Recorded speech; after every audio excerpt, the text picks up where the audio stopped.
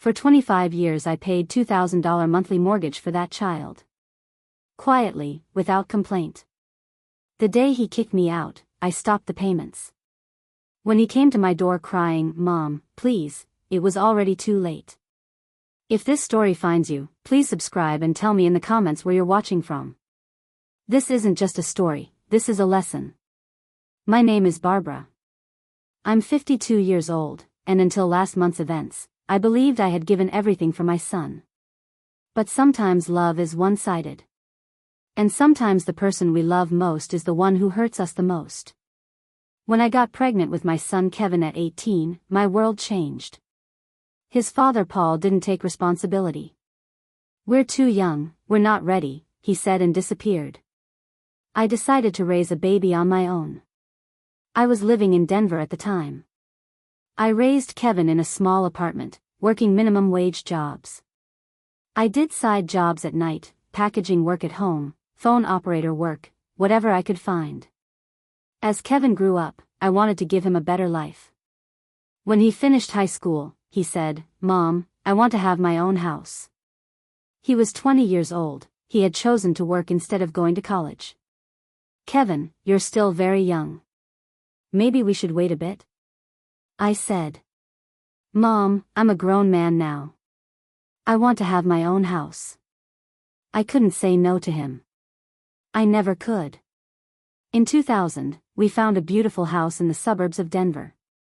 It was $150,000. My credit score was low, Kevin had no work history.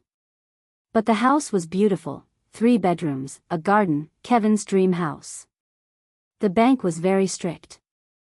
Finally we found a way, the house would be bought in my name, but Kevin would live there too. Kevin would also help with monthly payments. The mortgage was approved. 30-year term, $1,800 monthly. It was a huge amount for me at the time, but I was ready to do anything for Kevin. Kevin moved into the house, he was very happy. "Mom, you come too, let's live together," he said. I accepted. After all, I was buying the house, if we lived together we could share the expenses. The first few months were good. Kevin was working, I was working too. We were paying the mortgage together. But gradually Kevin's contribution started decreasing. "Mom, I'm a bit tight this month, can you pay?" "Mom, the car broke down, I need money for the mechanic." "Mom, my friends and I are starting a business, we need capital." Every time I said, "Okay." Because his happiness was my happiness. Gradually I started paying most of the mortgage. Kevin's contribution dropped to $200 to $300 a month. Sometimes he didn't pay at all. But I didn't speak up. In 2005, Kevin met a girl. Jessica. A beautiful girl, but she was cold toward me. She apparently told Kevin, "Your mom is too interfering." Kevin started saying to me, "Mom, it would be good if you kept some distance." "Kevin, I just love you." "I know, Mom, but Jessica gets uncomfortable. Maybe you could try to be a bit more independent?" My heart broke, but I tried to accept Jessica for Kevin's happiness. In 2007 they got married. The wedding was at home, in the garden. I covered the expenses. I spent $15,000, but it was worth it to see Kevin happy. After the wedding, Jessica wanted to decorate the house. "This house looks too old," she said. We repainted, bought new furniture, renovated the kitchen. We spent another $25,000. Of course I paid the money. When Jessica got pregnant, I was very happy. "I'm going to be a grandmother," I said. But Jessica said, "It won't be appropriate for you to be here until the baby comes." "Why?"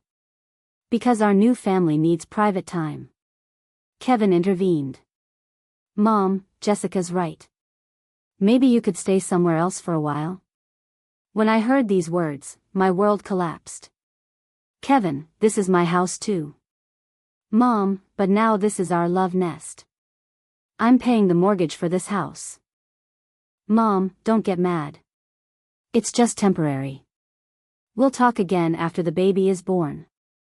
Reluctantly, I rented a small studio apartment. But I continued paying the mortgage. Because I didn't want Kevin's house to be taken away.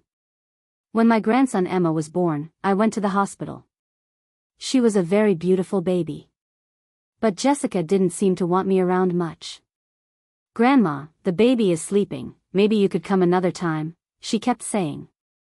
Kevin had changed too. He wasn't as warm as before. "Mom, I have my family now. I need to focus on them." "Kevin, am I not part of the family?" "Of course, Mom, but now my priority is Jessica and Emma." When I heard these words, I was in great pain. But I still continued paying the mortgage. I didn't want Kevin's family to be homeless. In 2010, Jessica got pregnant with their second child. This time they said, "We need to expand the house." We spent $40,000 to add a room upstairs. Again, I paid. "Mom, this is our last request," Kevin said. "We won't ask for anything after this." But there was always something new. Garage, fence, swimming pool. Every time Kevin said, "Mom, last time." And every time I paid. In 2015, Jessica quit working. "I want to stay home," she said. Kevin's salary alone wasn't enough. The mortgage burden fell entirely on me. "Kevin, it's getting hard for me alone." "Mom, we're struggling too. You be understanding." "Kevin, I've been paying this house's mortgage for 15 years. Mom, you lived in this house too. Think of it as rent." "What rent, Kevin? I only lived here for 2 years." "Mom, you're exaggerating. We contribute too." But their contribution was very little. They gave at most $300 to $400 a month, sometimes nothing. In 2018, my situation became even more difficult. I was getting older too, my work capacity was decreasing. But the mortgage continued. "Kevin, it's very hard now. Can't we sell this house?" "Mom, this is our house. How can you think such a thing?" "Kevin, I can't pay anymore." "Mom, you've become selfish. Are you trying to take your grandchildren's shelter away from them?" These words hurt me very much. Had I become selfish? When the pandemic started in 2020, I lost my job. Finding a new job at 50 was very difficult. I continued paying the mortgage with my savings. "Kevin, I really can't pay anymore." "Mom, you'll find a way. You always did." "Kevin, I'm unemployed. Where will the money come from?" "I don't know, Mom, but we don't want to lose this house." Hearing what they wanted, being indifferent to my difficulties was very painful. In 2021, I exhausted my small savings too. I was now making payments with my credit cards. My debts were accumulating, but I didn't tell Kevin. When he asked, "Mom, how are you?" I said, "I'm fine." Because I realized telling him my problems was useless. In 2022, my credit card debt reached $50,000. I could barely make minimum payments. But I tried not to miss the mortgage. I decided to talk to Kevin. "Kevin, we need to have a serious conversation." "What is it, Mom?" "The mortgage issue. I can't pay anymore." "Mom, you always say that, but somehow you pay." "Kevin, I'm in debt. I'm paying using my credit cards." "Mom, don't exaggerate. You're always pessimistic about money." "Kevin, look at these documents." I showed him the credit card statements. Kevin looked, he was surprised. "Mom, how much debt is this?" $50,000. "How did you get so much debt?" "While paying your mortgage." Kevin thought for a bit. "Mom, maybe we can share the mortgage a little." "Really?" "Yes. We can give $500 a month." $500, for a $2,000 mortgage. But it was better than nothing. But a few months later, that $500 from Kevin stopped coming too. "Kevin, the money we agreed on?" "Mom, we have a lot of expenses this month. We'll make up for it next month." Next month didn't come either. Neither did the month after. By 2023, I had accumulated $70,000 in debt. I couldn't even make minimum payments anymore. I couldn't sleep, I was constantly stressed. I went to talk to Kevin one last time. Kevin, it's really over now. We have to sell this house. Mom, you're crazy. This is our house. Kevin, I'm bankrupt. Do you understand? Bankrupt. Mom, you'll find a way. What way, Kevin? I'm 52 years old, unemployed, $70,000 in debt. Jessica intervened. Barbara, you're being too dramatic. You always create such crises. When I heard these words, blood rushed to my veins. Jessica, I've been paying this house's mortgage for 23 years. But you don't live here. We live here. I'm giving money for you to live. Kevin intervened. Mom, don't raise your voice. The children will hear. Kevin, I'm going crazy here. Do you understand? Mom, calm down. We'll find a solution. What solution? I've been looking for a solution for 23 years. Jessica spoke again. Barbara, you're being very manipulative. You're doing emotional blackmail. Emotional blackmail? Yes. You're trying to make us feel guilty by saying I'm bankrupt, I'm dying. When I heard these words, I couldn't stand it anymore. Jessica, who are you to talk to me like this? I'm Kevin's wife. I live in this house. This house was bought with my money. Kevin stood up. Mom, enough. Don't disrespect Jessica. Kevin, am I being disrespectful? Yes. You're coming to our house and starting fights. Your house? Yes, our house. At that moment I was frozen. Kevin, you're not joking, are you? No, Mom. This house is our house now. You just pay the mortgage, but this is our home. Kevin, I own this house. On paper, yes. But in reality, this is our house. After this conversation I went home. Very sad, very angry, very alone. I didn't sleep that night at all. The next day Kevin called. Mom, I thought about what we talked about last night. Yes?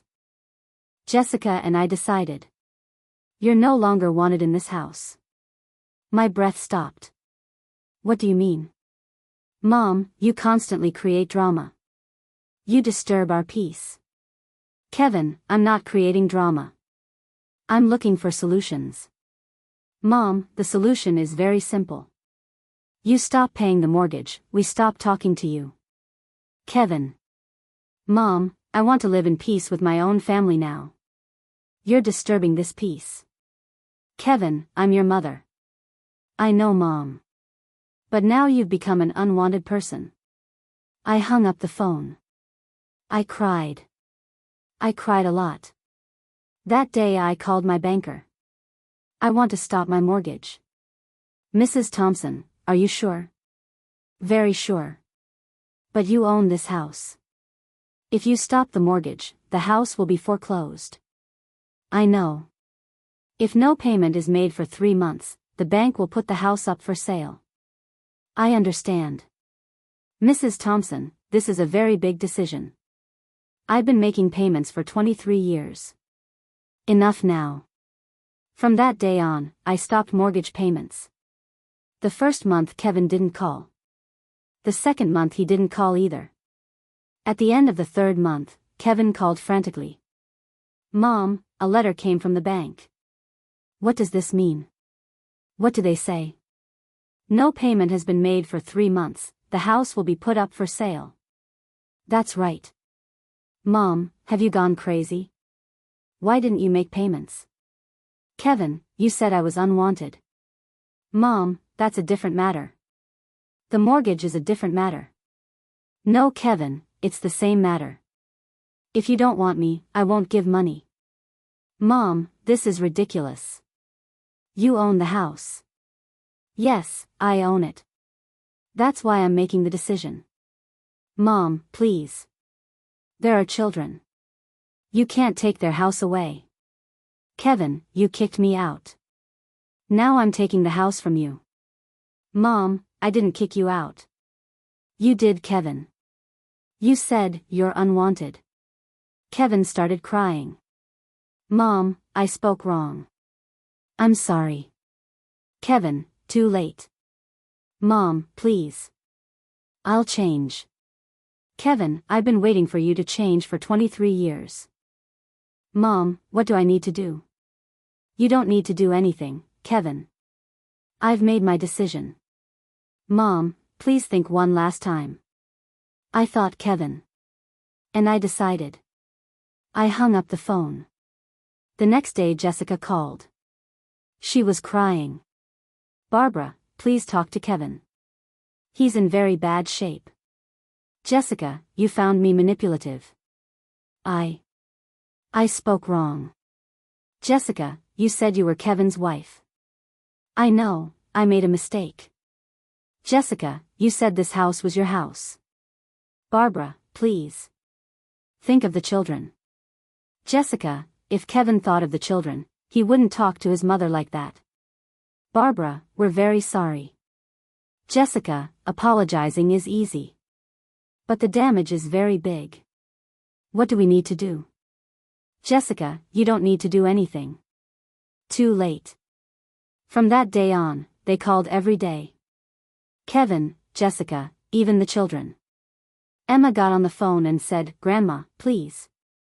But I was determined now. For 23 years I had sacrificed myself for them.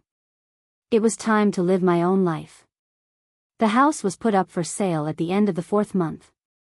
It sold for $280,000. The remaining mortgage debt was paid, and with the leftover money I paid off my own debts. Kevin, Jessica, and the children had to leave the house. They moved to a small rental apartment. Kevin called one last time and said, Mom, forgive me. Kevin, I forgive you. Really? Yes. But this doesn't make our relationship like it used to be. Why? Because once trust is broken, it can't be put back together. Mom, I'll change.